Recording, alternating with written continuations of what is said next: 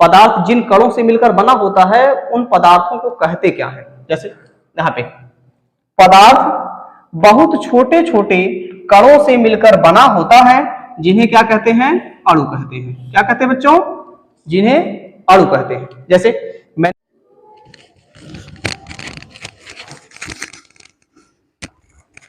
जय हिंद, ये class 9th science की अगली वीडियो है। पिछले वीडियो में हम लोगों ने देखा था कि कक्षा 9 के विज्ञान में मुख्यतः 3 भाग थे, रसायन विज्ञान, जीव विज्ञान और भौतिक विज्ञान। तो हम लोगों ने बात किया कि रसायन विज्ञान का जो टॉपिक है वो हम लोग पहले पढ़ेंगे। तो आज उसी क्रम में रसायन विज्ञान का ये जो पहला चैप्टर है, हमारे आसपास के पदार्थ, तो उसके विषय में चर्चा करते हैं। सबसे पहले इस लेसन को समझने से पहले जो इसके पहले का जो वीडियो है वो वीडियो आप लोग जरूर देखिएगा, तब ये कक्षा 9 का विज्ञान जहां से स्टार्ट होता है वहां से आप लोग को अच्छा समझ में आएगा। तो चलिए शुरू करते हैं क्लास। तो लेसन का नाम है हमारे आसपास के पदार्थ। हमारे आसपास के पदार्थ का मतलब है हम अपने आसपास, आस पड़ोस में जितनी भी चीजें देखते हैं, जितनी भी वस्तुएं देखते हैं, वे वस्तुएं विभिन्न आकार की होती हैं, विभिन्न आकृति की होती हैं, उनका स्वरूप अलग अलग होता है, रंग अलग होता है, रूप अलग होता है।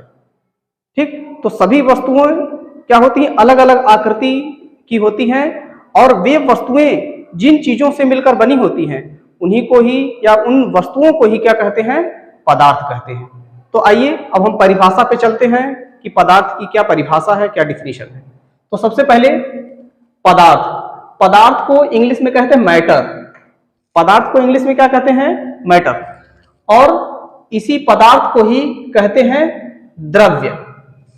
पदार्थ को दूसरे किन नामों से जाना जाता है, तो द्रव्य के नामों से जाना जाता है। आइए अब इसकी परिभाषा देख लेते हैं। देखिए यहां लिखा है, वे सभी वस्तुएं जिनमें कुछ ना कुछ भार होता है। क्या पदार्थ किसे कहते हैं, यहां देखिए स्पष्ट नाम लिखा है, वे सभी वस्तुएं जिनमें कुछ ना कुछ भार होता है, जो स्थान घेरती है तथा जिन्हें हम अपनी इंद्रियों द्वारा महसूस करते हैं, उन सभी वस्तुओं को क्या कहते हैं, पदार्थ कहते हैं।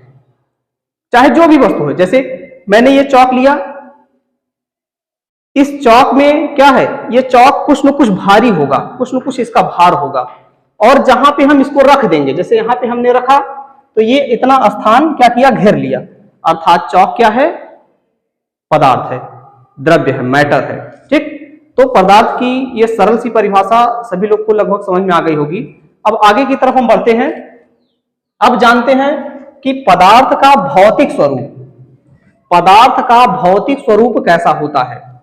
ठीक, फिजिकल कैसा होता है इसका। तो इसमें पहली बात यह है कि पदार्थ कणों से मिलकर बने होते हैं। पहली बात क्या आती है कि पदार्थ छोटे छोटे कणों से या पदार्थ कणों से मिलकर बने होते हैं। एकदम जाहिर सी बात है, जैसे कोई भी वस्तु हो वो एकदम छोटे छोटे या विभिन्न प्रकार के कणों से मिलकर बनी होती है, इसीलिए यहां लिखा है पदार्थ कणों से मिलकर बना होता है।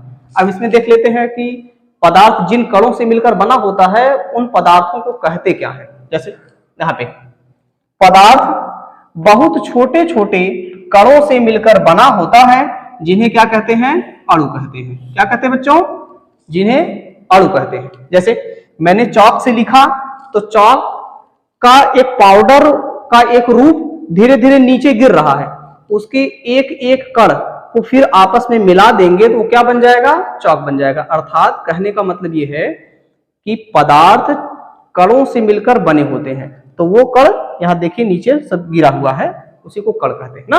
और पदार्थ जिन छोटे कणों से मिलकर बना होता है उसे क्या कहते हैं, उसे अणु कहते हैं। ये हो गया पदार्थ का भौतिक स्वरूप, अर्थात भौतिक स्वरूप पहला। अब हम बात करते हैं दूसरे भौतिक स्वरूप के विषय में कि पदार्थ के ये कण कितने छोटे होते हैं।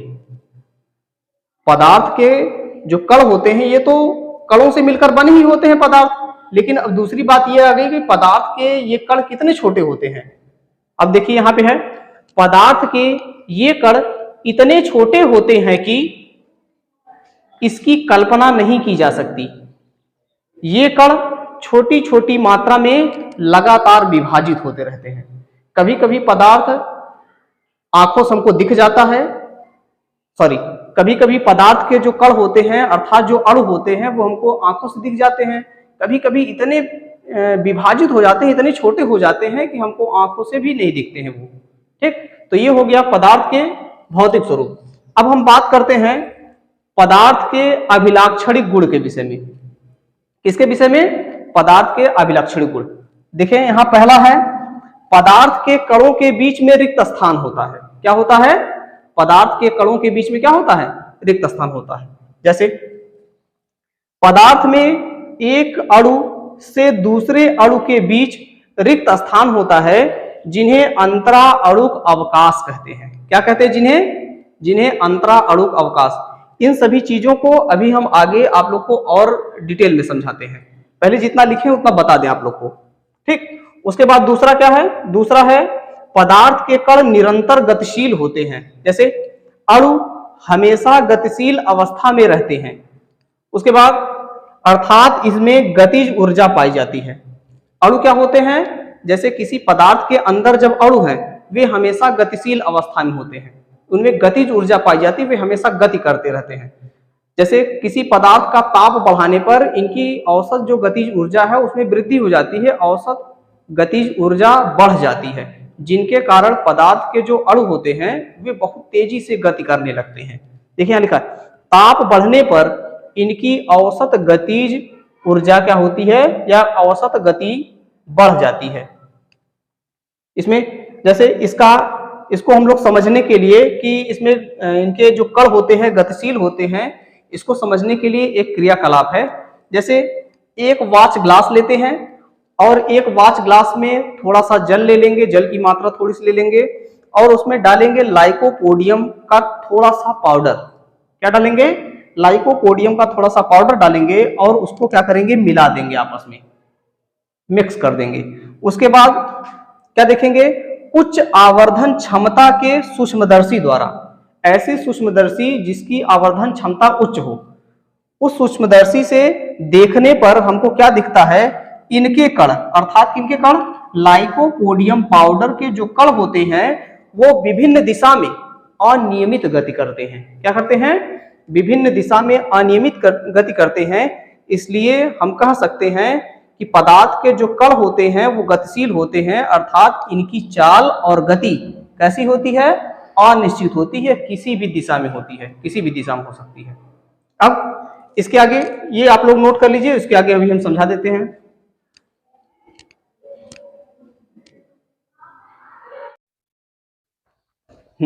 ठीक, अब देखिए इसके आगे आप लोग नोट कर लिए होंगे पीछे वाला। इसमें हम बात किए थे पदार्थ के विषय में ना।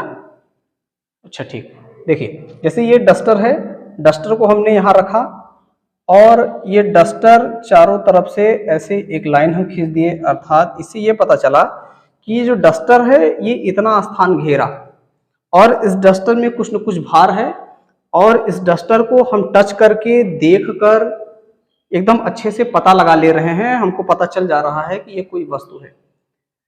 तो ये सब चीजें जिनमें होती है उन्हें पदार्थ कहते हैं। तो ये हो गया पदार्थ का। दूसरा, पदार्थ के भौतिक स्वरूप में पहला हमने बात किया पदार्थ के कण या पदार्थ कणों से मिलकर बने होते हैं। जैसे ये कोई पदार्थ है, ये पदार्थ बहुत छोटे छोटे अन्य चीजों से मिलकर बने होते हैं, उन्हीं को ही कहते हैं अणु।